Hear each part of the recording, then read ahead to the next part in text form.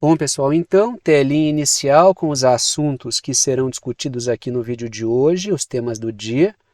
4 temas no total, 2 deles em vermelho, porque são os temas em destaque. Os temas em destaque são os assuntos que aparecem no título e na capinha do vídeo. E aqui embaixo um recado que é sempre importante. A minutagem permite que você selecione na linha do tempo o tema que quer assistir, de forma que vocês podem assistir ao vídeo inteiro ou apenas aqueles assuntos que forem do interesse de vocês. E sem mais delongas, a gente parte para o primeiro tema, que é o seguinte: lá na parte superior da tela, dentro daquela caixinha preta, eu coloco o seguinte título: a OTAN quer uma situação irreversível contra a Rússia. E quem apresenta a ideia que fez com que eu produzisse esse título, essa ideia aí, vem deste cidadão que aparece aí na foto, que é o Medvedev, que é um ex-presidente russo e que hoje compõe o governo Putin. Não mais como presidente, porque hoje o presidente é o Putin, mas como figura que faz parte do atual governo. E eu trouxe essa ideia dele justamente porque ela vai muito na linha daquilo que a gente tem discutido aqui a respeito do que a OTAN pode fazer nas próximas semanas para produzir um cenário caótico na Europa. Claro que o Medvedev, sempre ao final de cada fala, ele vai pincelar com aquela característica dele. Ele vai dar aquele tempero especial, que é aquele tempero explosivo, que é colocar uma ação nuclear como dissuasão, que é falar que uma bomba vai cair em tal lugar se o outro lado fizer tal coisa. Tanto que eu sempre digo aqui, para acompanhar as redes sociais e as falas do Medvedev, é sempre necessário estar com aquelas roupas de risco nuclear. Por quê? Porque ele sempre dá essa levada de se vocês fizerem tal coisa, se ameaçarem a Rússia, uma bomba nuclear vai cair aí. Talvez por característica política, mas muito principalmente por característica pessoal, mas muito porque ele cumpre um certo papel no governo Putin, que é o de dialogar com setores mais belicosos da política e da sociedade russa, que é dialogar com setores menos pacientes, que querem menos diplomacia, que querem partir mais para a porrada. E ele faz essas falas e ele traz esses setores, como ele faz parte do governo Putin, para o lado do governo também. Então ele cumpre um papel político com isso e cumpre bem. Por isso que ele está sempre fazendo essas falas mais impactantes aí.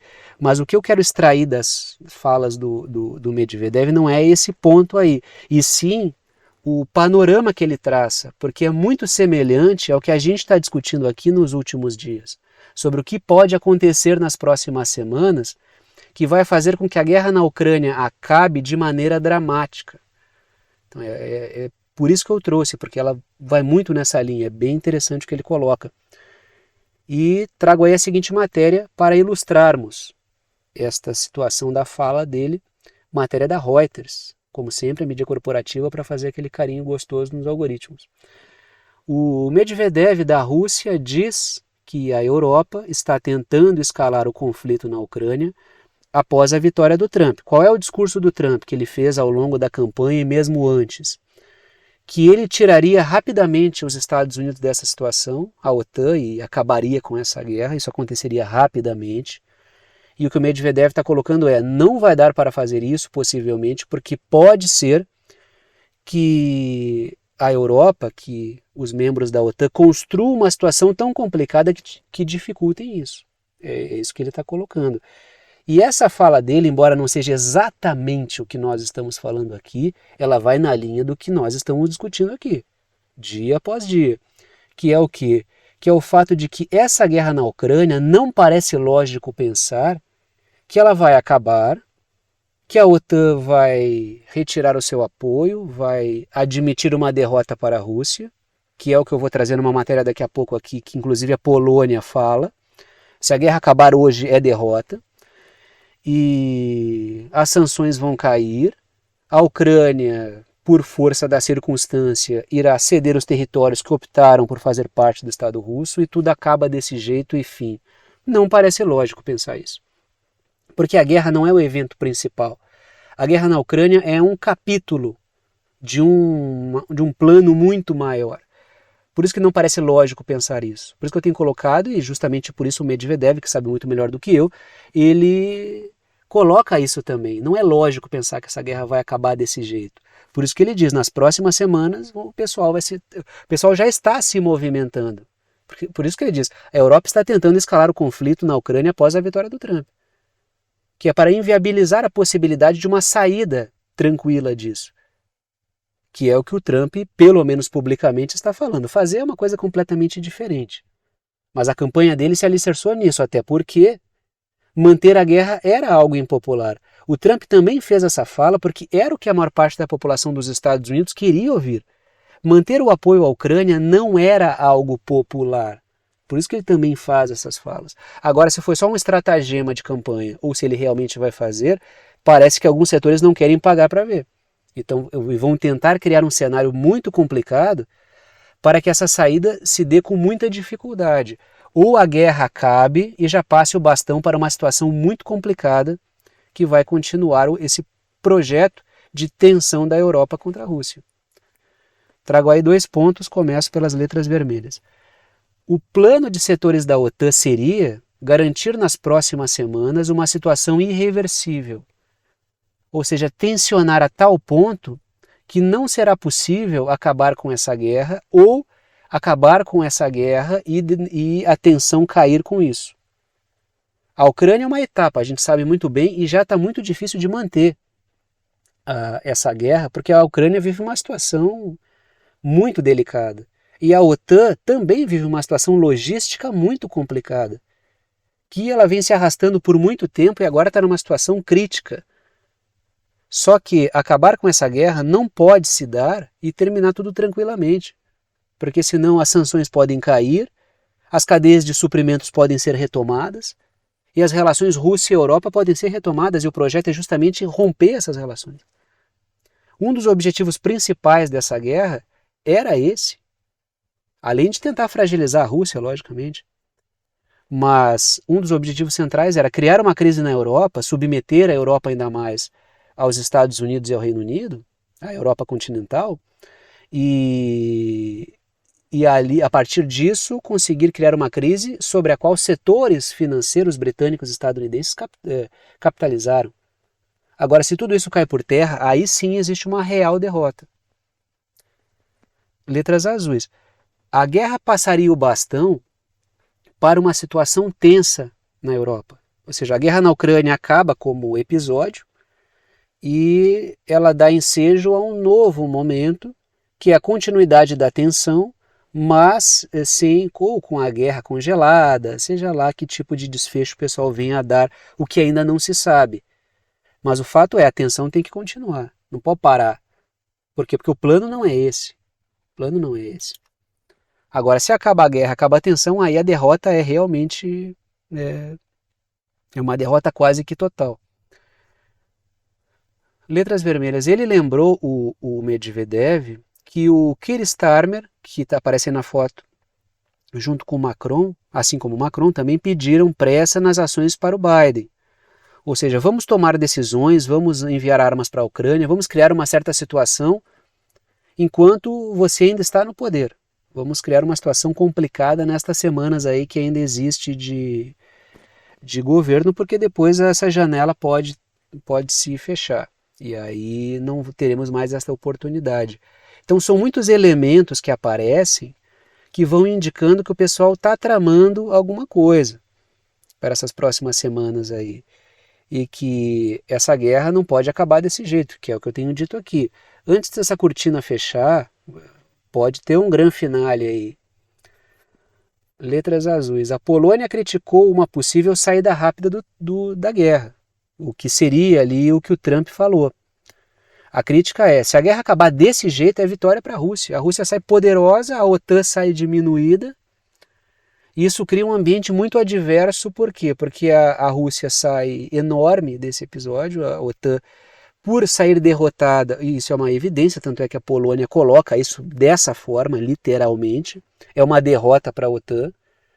Ela sai diminuída com menos capacidade de adesão, onde existe menos capacidade de adesão e menos força, as divergências começam a tomar conta, é um ambiente muito divisivo, e uma Europa que já vive uma crise econômica, aí existe uma crise de projeto e crise de liderança, aí é o caos, de forma que a Polônia também pede um investimento maior para que a Ucrânia e a OTAN possam sair de maneira um pouco menos vergonhosa disso aí. Aí essa expressão não foi o que a Polônia usou, essa que eu estou colocando.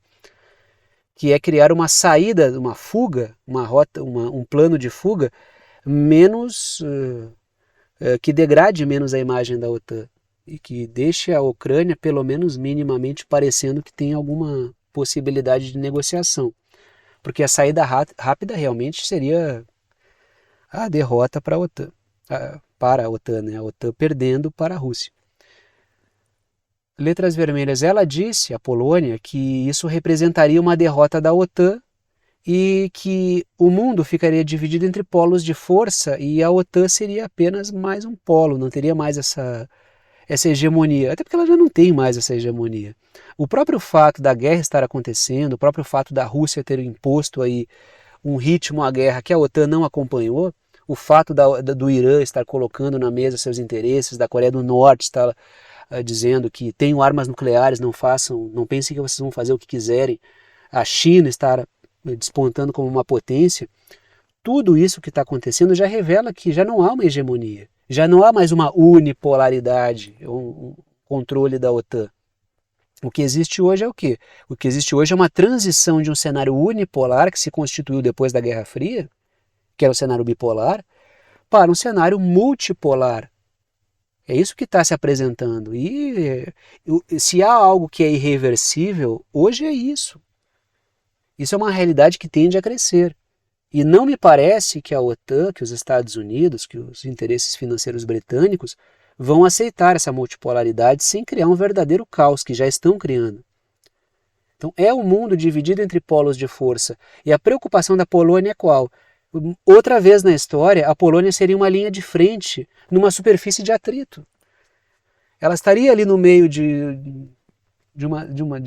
mundos, né? uma linha entre mundos que colidem. E essa situação é incômoda para a Polônia. Porque o projeto da Polônia, e eu falei várias vezes sobre isso aqui, inclusive circularam muitos mapas na rede ao longo dos últimos anos, que não são mapas novos também, isso já faz parte de uma certa mentalidade política de setores na Polônia, é de abocanhar uma parte da Ucrânia. Porque a Ucrânia ela corre o risco ainda, isso não está descartado, da Ucrânia virar só um miolinho em Kiev. Eu já trouxe esse mapa para vocês algumas vezes aqui. Porque uma parte decide fazer parte da Rússia, que isso já está decidido, já houve referendo, inclusive, essa população já decidiu fazer parte da Rússia, não volta mais para a Ucrânia, nem a Ucrânia tem força para trazer de volta.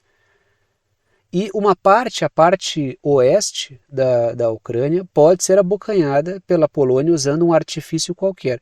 Se houver um colapso militar ucraniano, a Polônia pode tentar abocanhar uma parte para dizer que vai criar uma zona tampão de segurança ali, frente ao avanço russo. Aí pode ser que os Estados Unidos deem algum suporte e isso aconteça. E aí o que ficaria de Ucrânia seria o quê? Um miolo ali em Kiev. Agora, a coisa pode ser pior, que a Polônia pode não abocanhar isso aí, a Ucrânia pode colapsar e virar uma zona neutra, porque a Rússia está com uma ampla vantagem. A Ucrânia não entra na OTAN, vira uma zona neutra desmilitarizada, como a Rússia está exigindo que aconteça, e a Polônia vai ser a próxima linha. E aí é o pior dos mundos para a Polônia. Né? É por isso que ela está colocando, não, vamos parar essa guerra agora. Não. E é uma situação delicada. E a Polônia, né, também fez por onde, porque ela passou toda a guerra sendo um dos elementos mais incendiários. A gente viu o governo da Polônia, ao longo de toda essa guerra, metendo fogo na pichorra mesmo. Inclusive, teve um dado momento que o ex-primeiro-ministro polonês, que era o Mateusz Morawiecki, que era do Partido Lei e Justiça, que não é o mesmo partido que está agora, mas esse partido ainda é o partido que individualmente tem mais cadeiras no parlamento polonês, e o cara disse que dentro da Polônia a russofobia era um sentimento mainstream, e falando orgulhosamente. Ou seja, o cara chamou uma liderança, se apresentou como uma liderança anti-Rússia. A Polônia faz esse papel.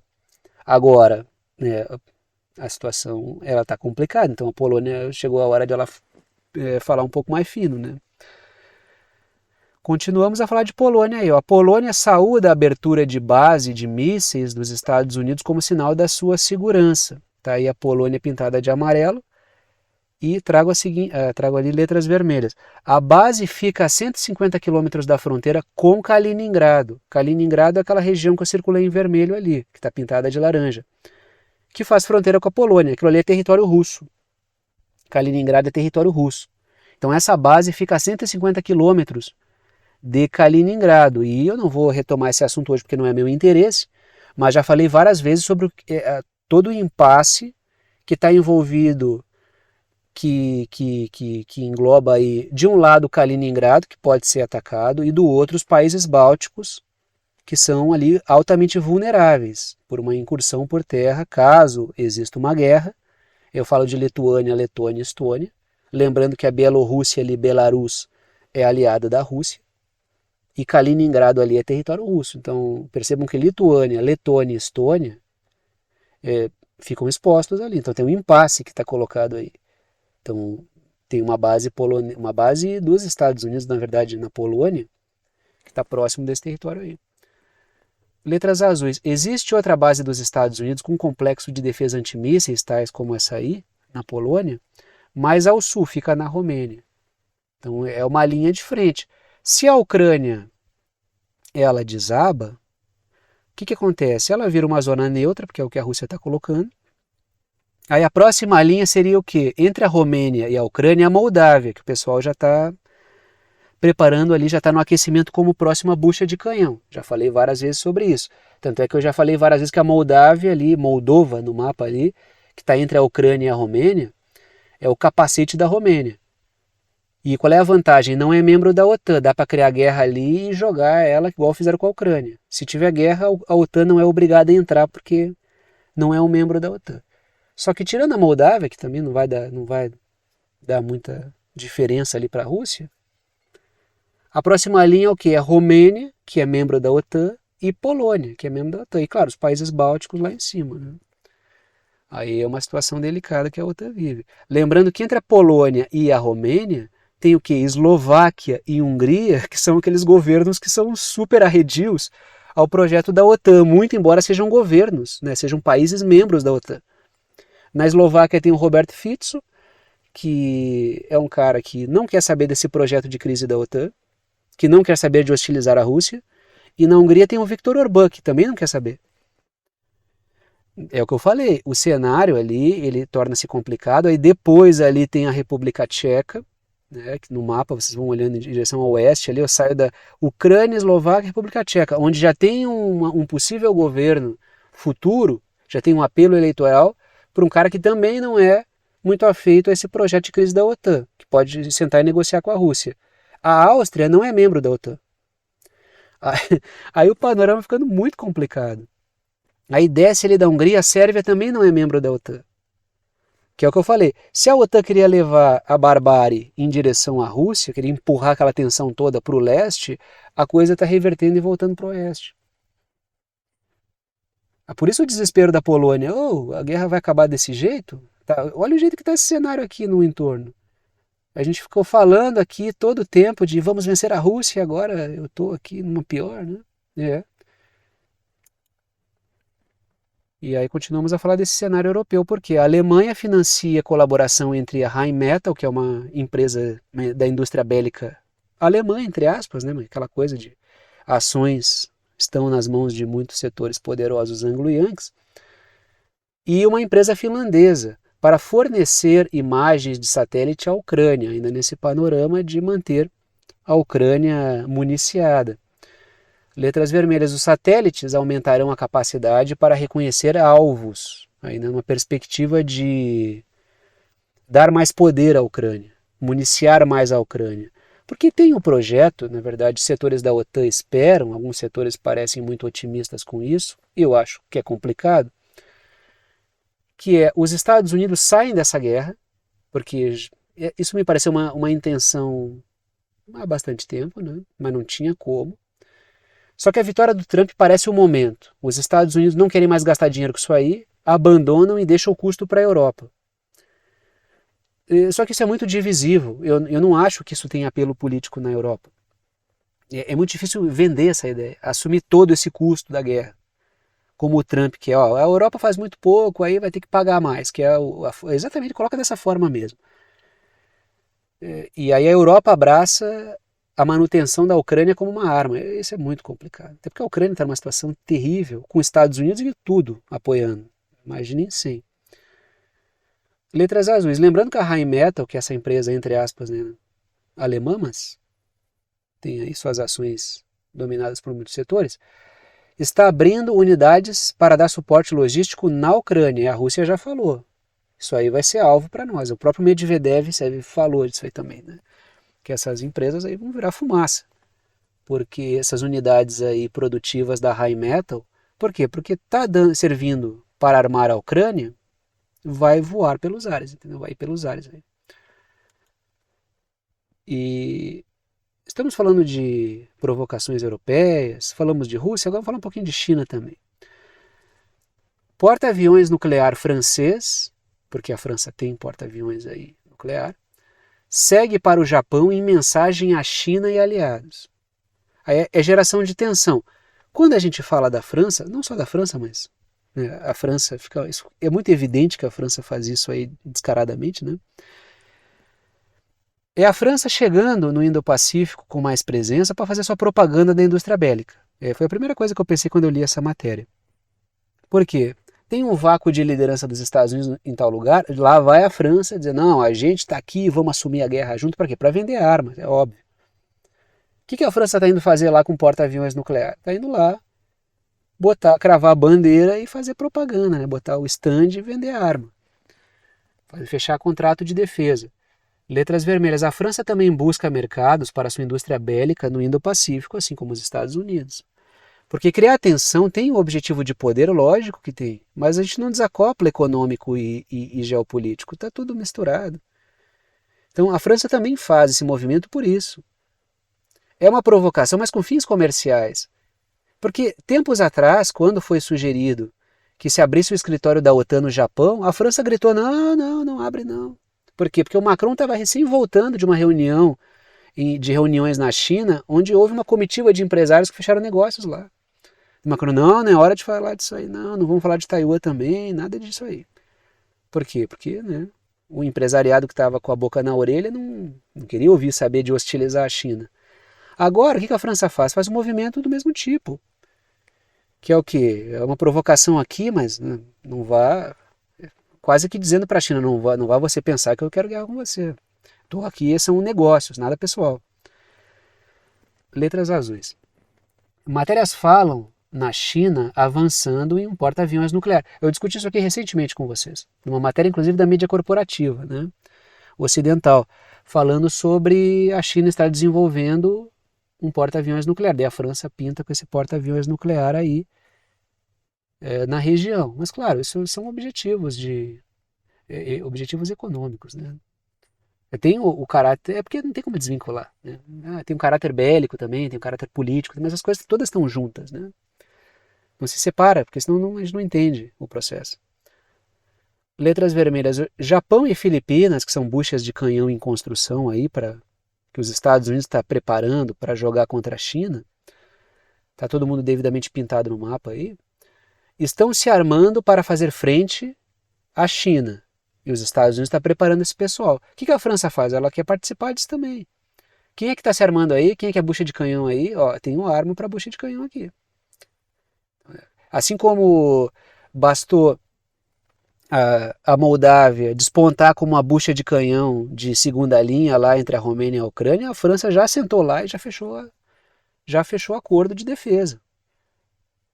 Por quê? Porque onde abre-se janelas de possíveis confrontos, onde se tem pressão para investir mais no setor de defesa, lá está a indústria bélica ganhando seu dinheiro. Letras azuis. A França quer apoiar o Vietnã em questões no Mar do Sul da China, que são questões de atrito. Ali o Vietnã está pintado de verde, o Mar do Sul da China está com X vermelho. Então tem reivindicações diárias do Mar da China Meridional ou do Mar do Sul da China, é a mesma coisa. E a França aparece o quê? Tentando explorar essa tensão para colocar a sua indústria de defesa à disposição para vender armas. Só que a questão do Vietnã é a seguinte, né? A questão do Vietnã fora o fato dela conhecer muito bem França, Estados Unidos, toda essa galera aí que tem um histórico aí na região terrível, né? E tanto é que houve ali, o Vietnã guerreou contra esse pessoal. Existe também o fato de que o Vietnã ele aplica uma diplomacia que, embora também tenha seus problemas históricos com a China, por serem vizinhos, ali tem problemas muito antigos entre ambos. O Vietnã ele não é bobo de embarcar numa guerra contra a China apoiado por França, Estados Unidos, porque isso é a morte, é a mesma coisa que a morte. O Vietnã já esteve na linha de tiro desse pessoal. Então, o Vietnã, os atritos com a China costumam ser decididos em conversas com a China, de maneira inteligente. O Vietnã sabe que se tensionar a região, quem perde é o Vietnã, quem perde é a China, e quem ganha são esses setores urubus do Ocidente que querem explorar a guerra lá. É possível que o Vietnã aumente compra de vendas, compra de armas da França? Pode ser, mas isso meramente instrumental. Porque, embora setores políticos vietnamitas possam se oriçar, porque burocrata vê dinheiro ficar louco, os setores militares vietnamitas são extremamente prudentes no que tange essa questão aí. E tem ótimas relações com a Rússia, que são históricas, diga-se de passagem. Ou seja, a França pode tentar, mas conseguir é coisa bem diferente. O Vietnã faz todo mundo parecer, faz parecer para todo mundo que ele está super afim de todo mundo. Aí chega na hora, todo mundo fica tomando fora do Vietnã, né? Porque ele faz um jogo ali, né? Ele explora os atritos entre China e Estados Unidos para tirar vantagens de ambos. E isso é muito inteligente por parte do Vietnã. Até porque ele tem atritos históricos com ambos, né? E já que estamos falando de China, vamos ali para o vizinho, né? Vamos para a Índia, porque a Índia lança o primeiro exercício espacial militar. Então, há uma tendência aí. Letras vermelhas. Países querem construir constelações de satélites para guerras da quarta revolução industrial. Se o pessoal falava de lixo espacial, e é uma discussão que eu vi várias vezes sendo feita aí, tem várias matérias sobre isso, se vocês não conhecem, pesquisem lixo espacial, vocês vão ver uma coisa bem, talvez inusitada para quem não costuma pensar sobre isso. Bom, se o pessoal já fala sobre lixo espacial, não viu nada ainda, porque a tendência é de que isso aí torne-se ainda tanto em tamanho quanto em proporção, em quantidade, porque existe uma corrida para criar uma constelação de satélites, porque são importantes para as guerras da quarta revolução industrial, para drones, para veículos não tripulados, para drones, né, e que usam inteligência artificial. Cabos submarinos são muito suscetíveis a ataques, então está se criando toda uma rede de satélites de órbita baixa, aí, né, satélites de todos os tipos, mas tem essa questão das constelações de satélites. E há uma disputa.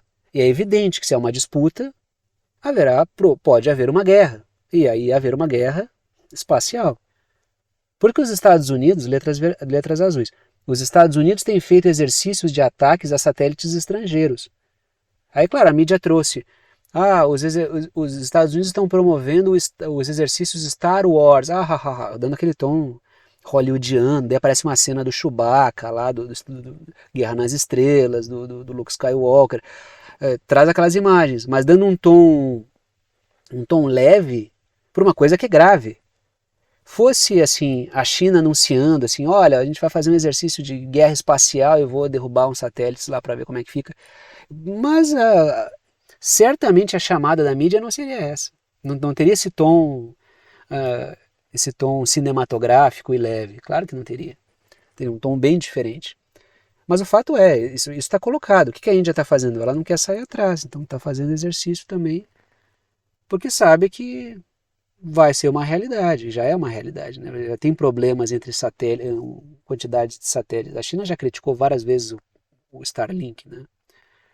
Que coloca em risco aí a questão espacial. Né? Todo mundo quer botar o seu lá e aí em algum momento vai ter disputa, que já existe. Né? E aí a gente vai para o Oriente Médio por quê? Porque o Irã, traga o seguinte título, o Irã usa a astúcia para derrotar Estados Unidos e Israel. É um jogo com paciência. Teve uma série de falas recentes do Pezeshkian, que é o presidente iraniano recém-eleito, que elas apresentam, se a gente somar as falas do Pezeshkian com algumas ações que aconteceram ou que vem acontecendo, a gente entende como o jogo do Irã ele é astuto, é um jogo paciente.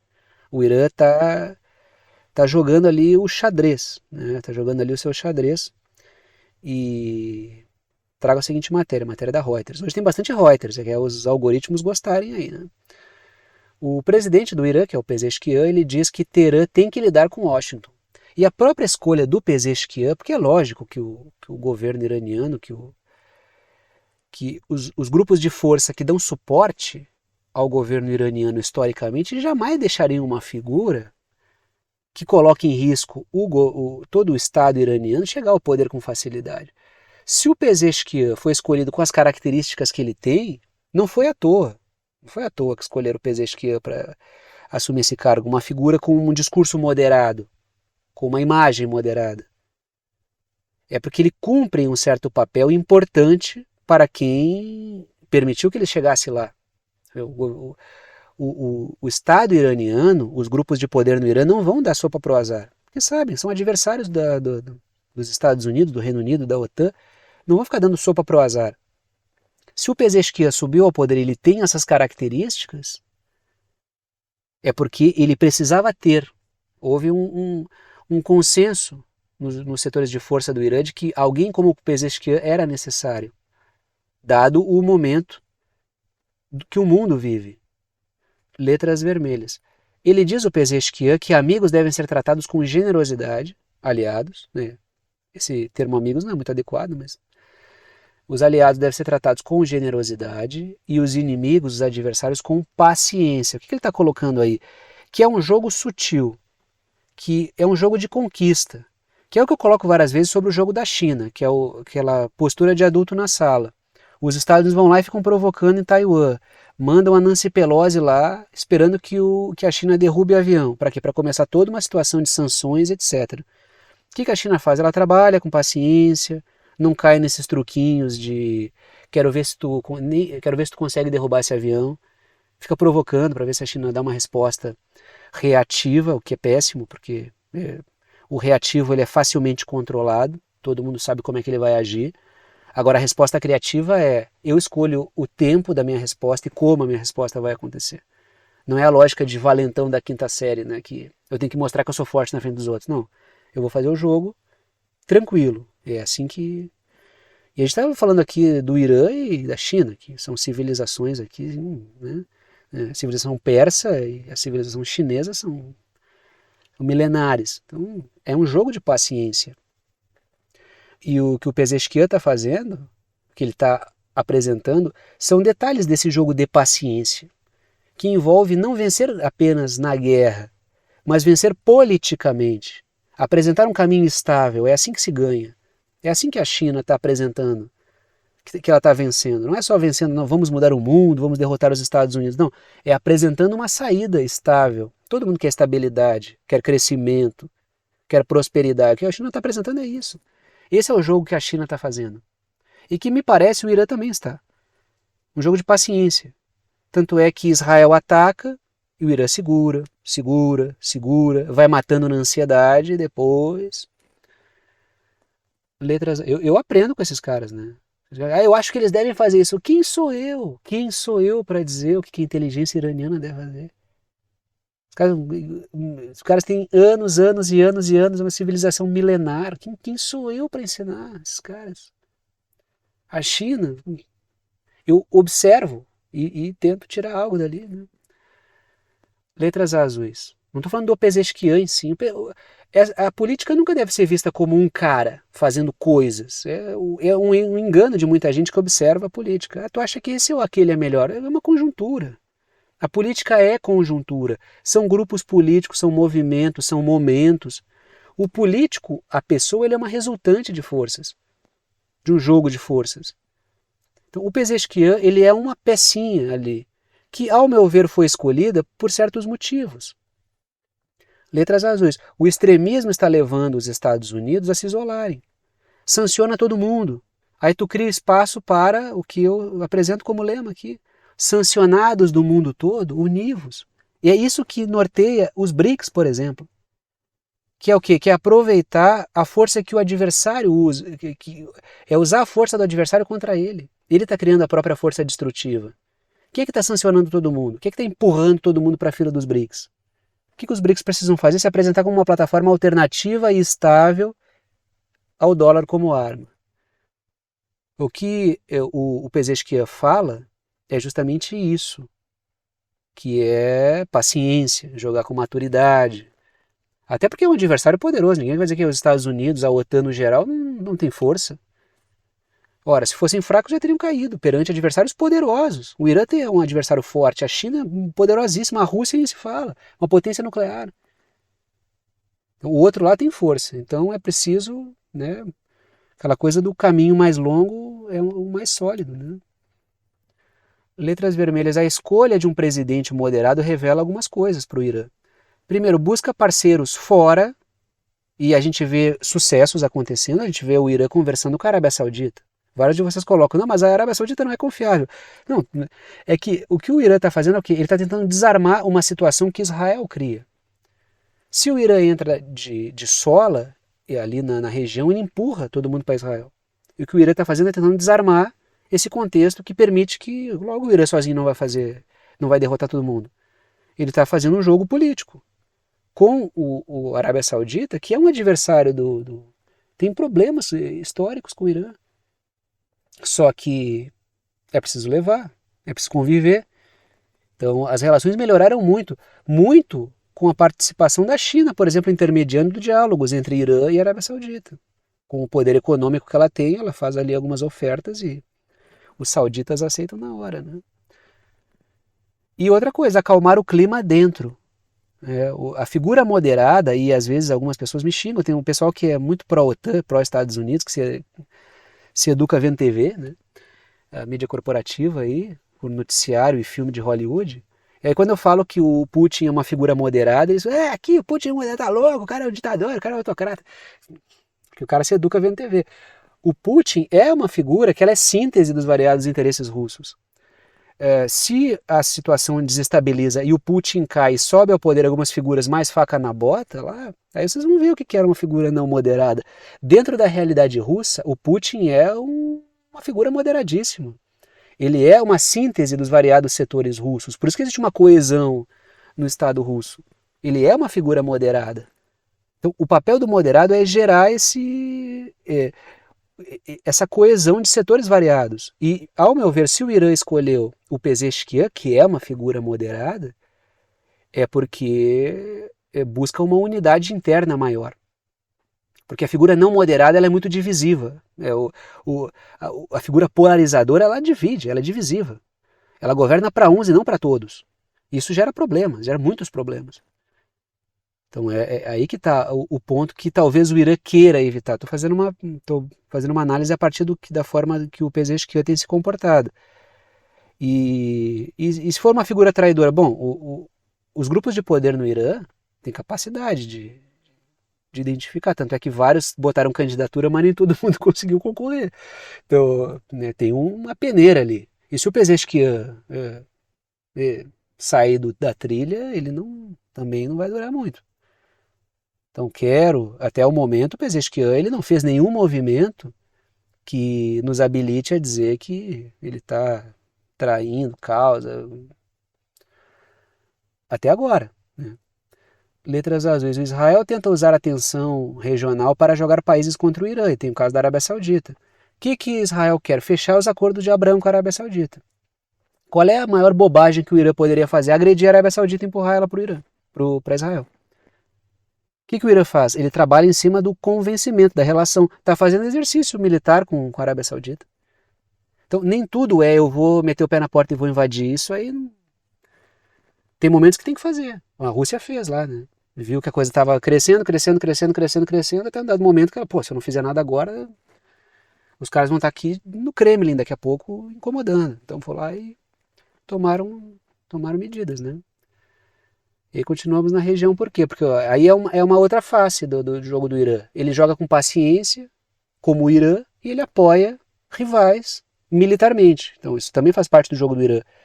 O Departamento de Defesa dos Estados Unidos diz que os rebeldes Houthi do Iêmen atacaram 2 navios de guerra da Marinha dos Estados Unidos e também atacaram um porta-aviões. Foram 2 contra-torpedeiros e um porta-aviões, né? Enquanto esses 2 aqui viajavam pelo estreito ali, pelo Mar Vermelho. Tá aí o Iêmen no mapa, tá ali Israel pintado de laranja e tá ali o Mar Vermelho com uma seta. Então o Iêmen tá ferrando com a vida de Israel e dos Estados Unidos ali, né? Letras vermelhas. Os Houthis também atacaram um porta-aviões dos Estados Unidos. Eu coloquei isso aí numa postagem do canal do Telegram, o link está na descrição embaixo do vídeo e também na aba comunidade aqui no YouTube. Letras azuis. Os Estados Unidos disseram que não houve nenhum dano às embarcações, enquanto os Houthis disseram que atingiram os objetivos. Então temos uma guerra de formações. Ainda vou esperar para ver o que realmente aconteceu aí. O que realmente aconteceu? Existe um lado dizendo uma coisa, outro lado dizendo outra, e até agora não se chegou a nenhuma conclusão. Lembra do negócio dos drones que foram disparados lá pelo Hezbollah em direção à casa do Netanyahu, uma das casas do Netanyahu? Israel ficou um tempo dizendo que eles erraram.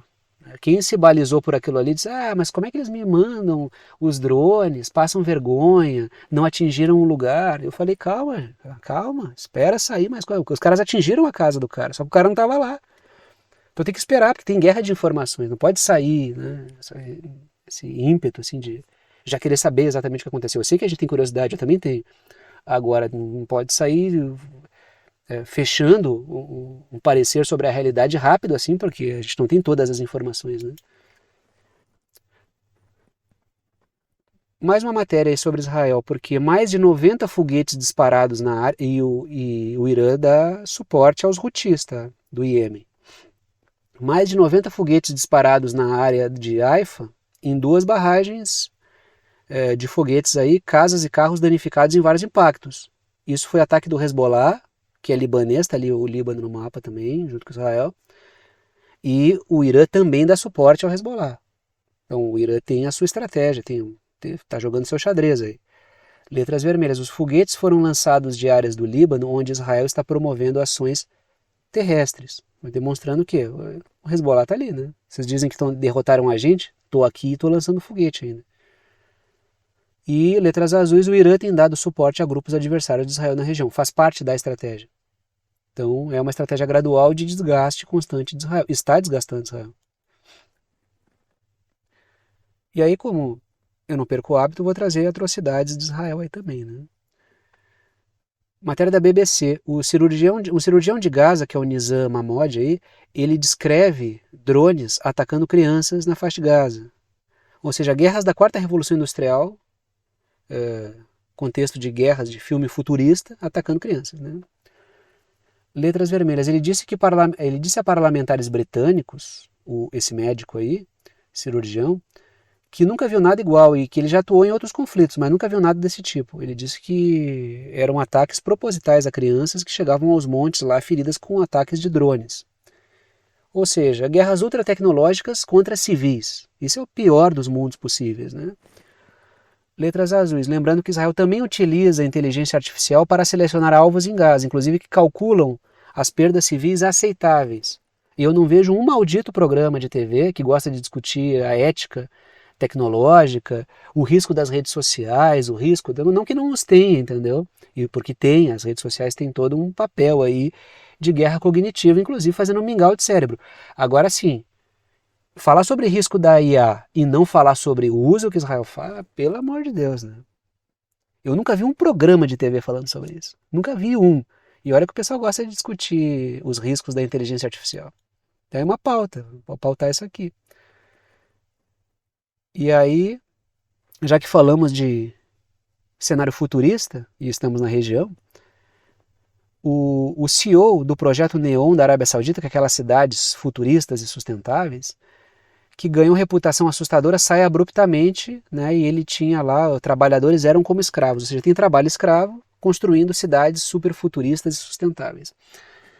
Letras vermelhas. Se vocês não conhecem esse projeto Neom, pesquisem, vale a pena, tá? Vale a pena porque é bem interessante, vocês não vão perder tempo, vocês vão ganhar um conhecimento pesquisando sobre isso, é um projeto bem interessante da Arábia Saudita.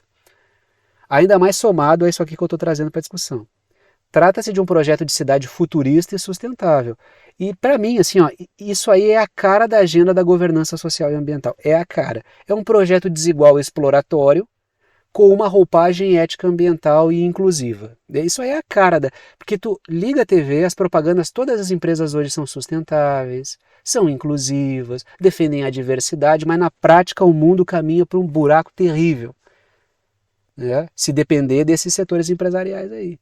Não fosse a emergência de um cenário multipolar, se dependesse desse pessoal que propaga essa agenda aí, mas seria um horror. O mundo cada vez mais desigual e excludente dentro desse mundo da agenda da governança social e ambiental, enquanto o pessoal prega diversidade, ética ambiental. Então isso aqui é cara. A Arábia Saudita está bem alinhada com esse discurso aí mesmo, né? Então, a cidade futurista, mas construída por trabalho escravo e todo tipo de irregularidade que vocês podem imaginar. Vocês pesquisem sobre irregularidades ligadas a esse projeto que vocês vão ver coisas do arco da velha, como se diz. E aí, escolhas do Trump. Vamos falar um pouco de América Latina também. Os impactos das escolhas do Trump na América Latina. Trago a matéria do The New York Times. O Trump deve nomear o Marco Rubio como secretário de Estado. Está aí a foto do Marco Rubio. Que características tem o Marco Rubio? Quem quiser, pesquise, né? Falas de Marco Rubio. Hoje não é muito difícil de encontrar, até mesmo colocando em português acho que acham algumas, mas se colocar em inglês, falas do Marco Rubio sobre Cuba, falas do Marco Rubio sobre Venezuela, falas do Marco, vocês vão ver que ele fala coisas assim escabrosas. Ou seja, mais uma figurinha carimbada do time do Trump. Letras vermelhas. O Rubio apoia iniciativas contra os governos da Venezuela, de Cuba e da Nicarágua. Então a tensão regional vai crescer. Diga-se de passagem sobre a América Latina, né? Eu nunca imaginei nada diferente do Trump. Sobre a Ucrânia, ele fez falas que pareciam que ia tentar amornar, mas a prática pode ser diferente. Agora, o Oriente Médio vai explodir, ou vai se manter igual, né? Dadas as figuras que ele escolheu até agora, e dadas as coisas que ele já disse.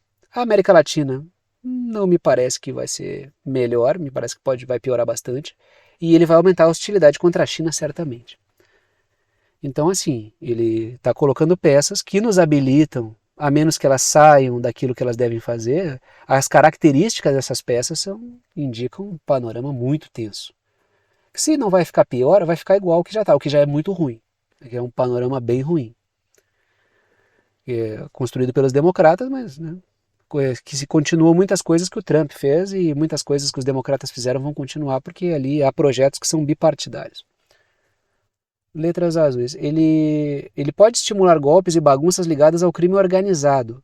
E ele, né, pode cumprir esse papel aí, usando, né, coisa que não seria novidade também, os Estados Unidos lançando mão do crime organizado para desestabilizar governos. Depois aparecem com o discurso de que querem ajudar no setor de segurança, de justiça e assim por diante. Letras vermelhas. Está aí todo mundo pintado, né? Estados Unidos, Cuba, Nicarágua, Venezuela. Eu separei esses três aqui, por quê? Porque são as forças mais contra-hegemônicas que a gente tem na região. Tanto é que a mídia corporativa fala com ódio tremendo desses três aqui, né? Principalmente Venezuela e Nicarágua. Cuba, o pessoal até já é tanto tempo que Cuba não se curva ali que o pessoal até já cansou de falar mal. Agora, Venezuela e Nicarágua... Então, são as três forças contra-hegemônicas, que tem governos ali que ainda falam grosso com o interesse transnacional. Durante o seu outro mandato, o Trump apoiou a tentativa de golpe do Guaidó, reconheceu o Guaidó. Letras azuis, o Trump congelou os ativos da Citigold, que é uma subsidiária da PDVSA lá nos Estados Unidos, roubou a empresa na prática, né? E deu a gestão para o Juan Guaidó. O Reino Unido roubou o ouro venezuelano, também deu a chave do cofre para o Juan Guaidó. Ou seja, houve hostilidade. Essa ideia do Trump vai pacificar a América Latina é bobagem. Aqui na América Latina ele nunca teve uma conduta diferente. Para o continente africano ele não tem um projeto, eu não vi projeto nenhum dele até agora. Ele vai continuar mais ou menos a mesma linha do Biden, que também continuou a mesma linha do Trump, que era vamos gerar bagunça, de repente financiar grupos terroristas e rebeldes e tentar botar tropa lá dentro. Tentar bagunçar e vez ou outra fechar algum acordo lá. Então, Não me parece, né? A expectativa hoje, talvez a única, em torno dele é a questão da Ucrânia ali, que também tinha um apelo eleitoral ele falar isso. Vamos ver como é que essa coisa vai se processar também aí, né? É que eu malho o pau no Biden, daí vem uma galera que é trampista e acha que eu sou trampista, entendeu?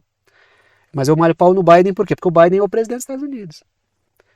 Agora que o Biden está saindo, eu vou malhar pau no próximo presidente, que é o Trump. Daí a pessoa, achei que tu não sei o quê, tá, me enganei contigo, achei que tu fosse tal coisa. Não,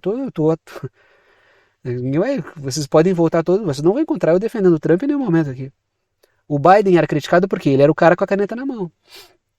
Agora vem o Trump, vai ser criticado por quê? Porque é o cara com a caneta na mão. Agora, se tiver algum movimento dele contra que faça eu elogiá-lo, né, eu vou elogiá-lo. É, mas olha, Estados Unidos aqui eu fazendo elogio é uma coisa bem rara.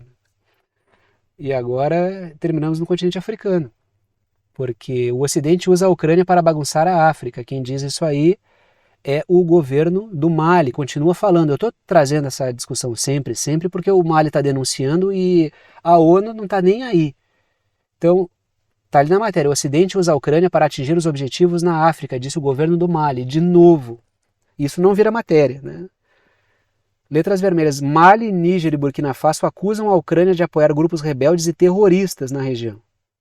Grupos para desestabilizar os governos que são parceiros do governo da Rússia também e de outros governos que não dos Estados Unidos. A Ucrânia diz, estamos fazendo uma guerra contra a Rússia no continente africano também. Deixa isso subentendido, embora não admita que está bancando grupos rebeldes e terroristas. Mas na prática, o que isso aí é?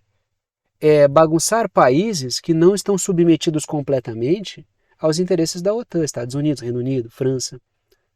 A Ucrânia, a sua inteligência, já que a inteligência ucraniana foi montada, a inteligência atual ucraniana foi montada pela CIA, ela cumpre um papel e faz o trabalho sujo. Letras azuis. A OTAN usa a Ucrânia para atingir países onde ela perde espaço. E tem país denunciando, isso não vira notícia. É uma coisa que eu não vejo aparecer na mídia, né? Países do continente africano denunciando, fomentam o terrorismo e não aparece, né? Continuamos no continente, porque vamos falar do Senegal, ali do lado do Mali, né? Falávamos do Mali, vamos para o litoral ali. Navios da União Europeia cessarão pesca no Senegal após expiração de acordo. E o Senegal ele está cumprindo, né? O governo do Senegal, o novo governo do Senegal aí, que foi fruto de uma mudança civil importante, porque no Mali, Níger e Burkina Faso e outros países do continente africano, a gente viu o quê? Um levante militar apoiado pela população que depôs regimes civis capachos da França, por exemplo, né? Que é o caso que a gente falou bastante aqui. Aí isso é uma situação. Agora, no Senegal, não foi por meio militar, foi por meio civil, mas não importa.